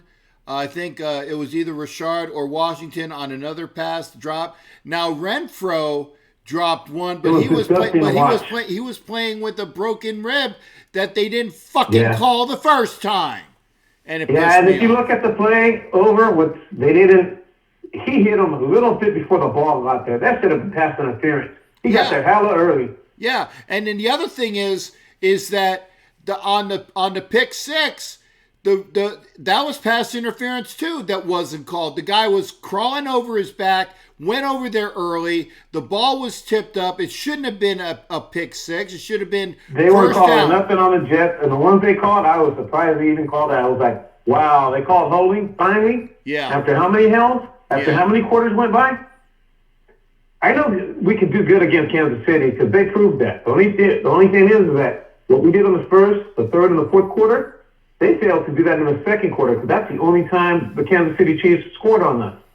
Yeah. So whatever, Gutner plans on doing, you better go after Mahomes. You sit back and getting burned anyway. Sit in those damn corners, Do a corner blitz. I saw that in the Ravens game. They went after Golf. They got to him. You can't let the guys be back there all comfortable. Yeah. So tear your ass up. We got a bunch of injuries. We have nobody really back there good to stop this Kansas City offense. I mean, they got weapons. Andrew Reid, I hate to say it, they've been owning us. I hate that shit. We haven't won over there in, the last 4 games? 4 times. Well, we haven't won in Kansas City since 2012. And here's another stat for you there, Ruben. This is the 5th time. The 5th time that the Raiders are playing the Chiefs after their bye. The 5th time. And while Andy Reid's been their coach. We got the worst schedule, the worst conditions. We get the worst calls against us. These players don't know this. I don't know if the coaches are telling them this, The league has it out for this franchise. I know we got to play above that. They have to play like a flawless game. Yeah. You can't have any turnovers, and if they do, don't have any that resort into 3 points or 7 points. Okay, you're gonna fumble the ball. Fumble it when it's on their side of the field, or don't fumble at all. And no false starts. Don't give these guys first downs real easy. Let them earn whatever they get. Don't give them an extra 5, extra 10, extra 15. They got to be careful, too, not to rough them, because look what we did in the Jets game. I got you. Three guys tackled the quarterback. It's always, come on, man. It's like always, it's waiting for it's us. always 11 on 19 or 11 on 20 if you count the guys in New York as two. Rube, thank you for the call, man. I appreciate you calling in. It's always a pleasure. I hope we win so we can set up some people. Like, we were not supposed to be where we're at. True. It would be nice to make the playoffs, but we don't have the guys. We're hurt. We're all banged up, and they're not going after the guys that we can get. I understand about the money thing. You can't pay a guy too much, but at some point in time, they're going to have to get these dudes. Well, like I said, I think it's going to have to be. I know, Don, that he's good after a bye. He, like you said, that we're going to have to beat Andy Reid in spite of that. And by the way, if you don't win, then you have to win the last 4. Yeah. I just hope they play good. I mean, like you said, I don't want you losing your seat going to the game. I'd leave my seat too. Why the hell are you going to stay out in the rain when you see that performance? Oh, yeah, it was horrible. And hopefully I'll have a better experience. At least I'll have some good barbecue in Kansas City. That's about the only thing I'm looking forward to, other than hopefully a Raider win. Have a good Thanksgiving tomorrow, Captain. Everybody who's on this live feed, have a happy Thanksgiving. I hope we pull it off in Kansas City. I'm not expecting. I'll be surprised as hell if we win. Well, maybe it'd be an early Christmas present. That's for sure. Yeah, it's not impossible. They can pull it off, but they got to play good, and the play calling has to be there. Everybody has to do their part. That's not right. on offense or just not on defense. Both sides of the ball, they got to carry their weight.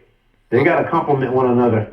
They do their part. We got to do our part. They can't just always leaving it up to the offense or to the defense. This team has to be balanced. I got you. They've done it in a few games this season. This has to be one of them. Kansas City doesn't mess around when they play. Rube, I got you, brother. I got to let you go, though.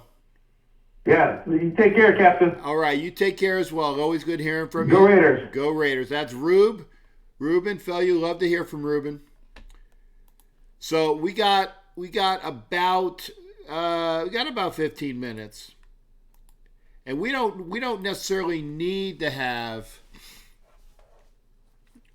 we can have another call. Hang on a second. Ooh, excuse me. I didn't need to. I don't want to blow snot in front of everybody on the thing. Normally, I'm a double sneezer, so I don't know. I guess that's against the norm. Bottom line is this: as people have said, the Raiders are capable if they get a fair shake. If the officiating is such that it is a fair game, I hate saying it, you're supposed to be fair officials anyway. If it's a fair, well officiated, not bullshit officiated game, if there's even the remote chance, and I think the Raiders will play better, they're pissed off. They got their asses handed to them in New York. Well, technically New Jersey. You guys know what I meant. They got their asses handed to them. Embarrassed. So they need to come out and do what they're capable of doing. We'll see if they can do that. I'll take one more call if we have somebody here. I mean, we've heard from Don Webb always gives good comments. Yeah, I know it's Jersey. Trust me, I know it's Jersey. I was at the hotel in Jersey. Outside of, actually, the Meadowlands area is like Chandler or something like that. Close to Secaucus, because that's where the train station was. I've done that now a couple times. Next time I'm going to stay with either Jerry D or one of my gal pal friends up there, or James and Marissa Conte. I'm gonna stay with somebody. or maybe somebody else. But I'm going to try to stay. I'm going to try to stay with some friends because it was expensive. It was expensive. I enjoyed Saturday. Friday, not so much, because it was miserable, and I stayed in my hotel room all day Friday. I went out all day Saturday, and then I was miserable at the game on Sunday with the weather and the outcome. The only thing that would have made it worse was if the rain had been coming down fully at the game. Oh, good question, Mike. I want to see more of, right now, I want to see more of Jones in the slot. But I think that Keelan Doss needs to make his presence felt. Aitman was playing last week. I don't know whether Rico Gafford is going to take the role that Hunter Renfrow did. Because they're of similar build. Although Rico is a streaker. My God, he can just run and run and run all day. So, and Hunter Renfrow doesn't have that speed. But Rico Gafford is a very small, slight wide receiver, a built for the slot. But I don't think that they're going to put him in right away. I might be wrong. But Keelan Doss and Rico Gafford, whoever gets to suit up, you better be ready, because the Raiders need you, and they're going to need you to perform. Line is open, 813-699-0834. The Raiders need to do a bunch of different things.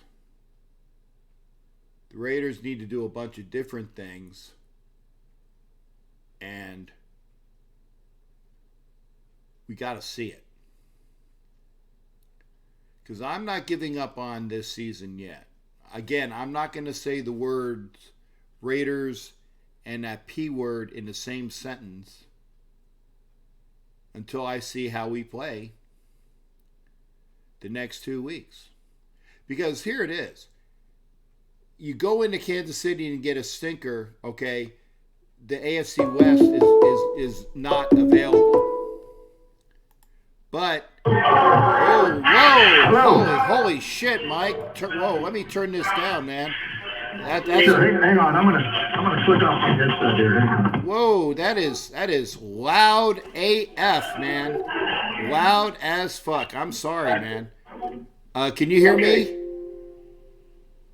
Can you hear me now? Yeah, I can hear you. I turned down my speakers because that extra sound was blowing stuff up, man. So I apologize. But sorry, man. I didn't mean to blow your ear out there. Yeah, man. my goodness. Yeah. Oh man. So yeah, it looked like a pretty miserable time out there in New York this weekend. It was, like I said, the sitting in the seat. And yeah, see all the viewers laughing my ass off. That was loud, and then Don says it hurt my ears. It hurt mine too, man. I had to put the speakers down. If you guys haven't figured it out, I'm very not quite deaf, but I need it to be loud. I had to turn it down. It was so effing loud. But it was miserable, and it was miserable physically with the weather. And then mentally getting all of the crap that was done, like I said, emotionally too. Yeah, like I said, emotionally, with all the crap that was done by the Jets fans. I'm sorry. It sucked. Wow. Yeah, I look at I hear people comment about Carr all the time, and it's real simple with Carr. You give him you get the running game going, and you give him protection, and he's going to be as good as anybody. When he doesn't have that running game, when he doesn't have that protection, he struggles, and that's just the way it is. And I don't. People always question it. It's pretty simple. Yeah, and here's the thing, though. The Jets, obviously, they're a top 5 defense against the run. So, I mean, you could see that coming all day long, that was going to be a long game, okay? Yeah. The Chiefs are not that good. I mean, the Chiefs are giving up about, I think it was like 140 yards a game, average. average. And the way that Jacobs ran on him the first time as well. So it can be done. Yeah, and you can't count on it. Mike Glennon's a clown. There's no way you want that guy quarterback of your team. No. So Actually, deal with it and see how it goes. Yeah, I mean, you know what? You got to go with. You don't want Glennon as your quarterback. In fact, I don't want Glennon at all after what I've seen. I mean, hell, give me Nathan Peterman, who's already on the practice squad. I'd rather have Nathan Peterman back there as a backup. I mean, and you can't call him up because you've already used up all your from the IR because he was on the IR. You can't call Nathan Peterman off the IR, so that's gone. But hopefully the Raiders will have a decent backup quarterback next year if they don't pick. And I really do. I think the Raiders are going to draft a quarterback next year. I'm not saying it's going to be a high draft pick, but they're going to do, Mayock is going to do his due diligence, and they're going to scout, and they're going to get a quarterback next year in one of the rounds where they have an extra pick, or they're going to move down and acquire a pick, and there's going to be a quarterback taken by the Raiders next year. I'd almost put a paycheck on it. So how about bringing in somebody like Marcus Mariota? I'm not really impressed with Mariota. I mean, his arm isn't that good, right? But he does have the ability. He has won a playoff game that's more than Carr has. Yeah, well, that's not saying much though. Carr actually technically Carr hasn't been in a playoff game. Yeah, that's true. So you can't he hasn't had an opportunity yet, so. Right. Now Mariota, I mean that gloss, that shine is off on Mariota. Yeah, he's cerebral. I don't know whether it's kind of like, remember when Jim Plunkett was playing for the Patriots and he got his ass handed to him all the time? And it's kind of like a puppy that's been hit in the nose with a newspaper a lot, again and again and again. I don't know whether that Marcus Mariota is going to be the Marcus Mariota that they drafted number one or drafted number two. I don't know whether that's going to happen. I mean, if they think enough of him, it all depends on how much money he wants either. Because I know he's gone. He's definitely not going to. He is not going to play another year in Tennessee. We'll see where he goes. Again, we were talking about what do you call it? Jameis Winston. I think Winston stays here. And, Trubisky will probably be gone in Chicago, depending upon, I think Chicago goes after somebody like maybe Cam Newton. Cam Newton. Yeah. Tom Brady might be in Tennessee next year because he would love to play quarterback for his buddy that is the coach, Mike Vrabel. He'd like to be the quarterback, in Tennessee under Vrabel. Capper Fudge, oh my God, I do not want Quarterdeck. No, he's done. He's going nowhere. No way. He already screwed everybody over on that little move he made for that tryout. So yeah, no, I don't want Quarterdeck. Don't want him. Yeah, just real quick, I was thinking about the defense here and Preston Brown. We picked that guy up, and I heard Gruden in a press conference like a week ago say, I don't think he's going to be ready for another 2 or 3 weeks. Yeah, so I'm not sure what's wrong with that guy. But he was like picked to take over. I thought it was no linebacker. Yeah, but you got to be able to run the system. And remember, when he was on the Bengals, Gunther was already here, so he hasn't, to my knowledge, he hasn't been in Gunther's system. He's been a Bengal, but Gunther's already been here these past 2 years. And Brown came from the Bills onto the Bengals, so he doesn't know that system. So you got to be able to run the system. Yeah, and I'm just surprised because I thought he was going to actually come in and play, kind of a plug and play. I mean, but I guess if he's going to run the show, he's going to have to learn a lot. Yeah.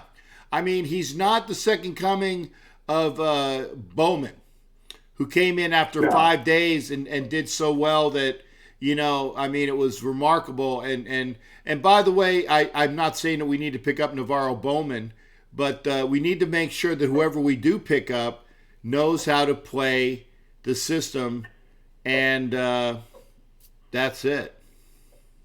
Yeah, because basically our linebackers are they're defensive backs almost. You know, it almost seems like that. Yeah. It just doesn't seem like they really play like a true linebacker type position. And yeah, they're always in that. They're pretty much we got a lot of tweeners, and one thing that the Raiders need to figure out is they got to figure out that the linebacker is actually a part of the defense, because exactly that's what I meant. That's exactly what I meant. They're kind of afterthought in the defense. Yeah. Well, I'm up on time there, buddy. What's your take on what's going to happen this weekend? Well, I don't I don't see a win. I really don't. I just hate to be negative about it, but just don't think we have it yet. We're just not ready to take that next step yet. You know, we'll probably win a couple more games, be 8-8 this year. That's how Gruden does it. We got a lot of injuries. So that's why I look at it. I think I definitely don't see us winning this week. Okay. Well, like I said, if we don't, remember we're at 6-6, and remember 8-8 is a 100% improvement. And don't think, like I said, the Titans are no easy game, because once they made their change from getting rid of Mariota, you know, they're a different team with Tannehill as quarterback. Then you got the Jaguars, which should be a win because it's the last game in Oakland, okay?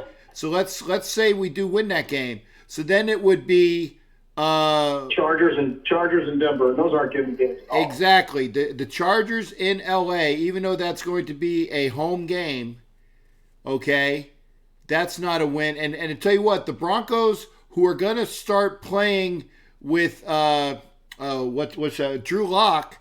Drew Lock will probably be playing real soon. And, you know, so Drew Lock might be the quarterback for the Broncos. And you know, the Broncos would love nothing more than to beat the Raiders the last game of the year. So whether the Raiders can get to... That would be tough to lose to Drew Lock. It would be tough. I know, but we'll see. We got to win. And like I said, the Titans are not a push game. They're not a gimme game. The Jaguars, I'm not saying it's an automatic win, but that we got to win those two games for sure. If you win those two games, no matter what happens with Kansas City, you got to win the last two home games, and then you got to hope that you win at least one of those last two just to make it to 9-7. Yeah, that's what I'm saying. I'm thinking 8-8. I really am. That's just my thought. I hate to be this way, but I just think this is the way the team is right now. And it's an improvement, like you said, it's 100% improvement. So, well, we'll see. Hey, always good talking to you there, Mr. Sarah, and thank you for calling in, shipmate. Yeah. Have fun in KC. Those fans aren't the best people either out there. I've been to one game; they're not the nicest people. So yeah, enjoy. I want to at least say that I went there. I don't have any plans to go back to Denver anytime soon, but I at least want to make sure I go to Kansas City at least once, and then I can at least say that I did it. And then of course I'm going to LA for that game, and I might do LA again because again that's like a home game, so we'll do that. But as far as going to Kansas City and Denver, I probably, I'd be far be it for me to go to Denver again, and we'll see if I ever want to have the desire to go to Kansas City. We'll see how it goes. There you go. All right, Captain. Have a good one. Have a good trip, and hopefully you'll have a show Sunday night, and maybe it'll be a victory. Who knows? I can only hope, and we'll see what happens. We can only pray. That's right. Hey, thanks again, Mike. Have a good one. Bye. All right. That's Mike Sarah, and that is my show, basically, because we've been on for 2 hours, and we had some good conversation, and I appreciate y'all coming in again. If you're here, you already know about the contest with the fact that I'm giving away the seat next to me for the last Raider game out in Oakland. So if you know somebody that wants to possibly win the contest, tell them they have to subscribe. They got to subscribe to this YouTube channel, and then they got to give a clip of this, of a screenshot of showing that they are a subscriber, and then they got to tell me why, because I'm going to be picking a winner after the Kansas City game. I'm not sure if I'm going to do it right after the Kansas City game, but it basically the contestants will get their chances up through the 30th of November, and I will be picking a winner either the 1st of December or the 2nd of December. I will let folks know. Thanks for joining me. Like I said, hopefully we'll have a show on immediately after the game on Sunday. It's always a pleasure. Thanks for getting the word out. We're almost up to 500 subscribers. I want to get to 5, then I want to get to 6, 7, 8, and I want a grand. And thanks for being here. And we'll have better shows. Obviously, we have more people calling in as well. Take care. Have a wonderful, wonderful Thanksgiving to everybody. God bless, and we'll see you on Sunday. What will hopefully be at least a positive experience for us, Raider Nation, going out to Kansas City. Hopefully we play a hell of a lot. Got to play a hell of a lot better. Just the way it is. Take care, everybody, and we'll see you next time.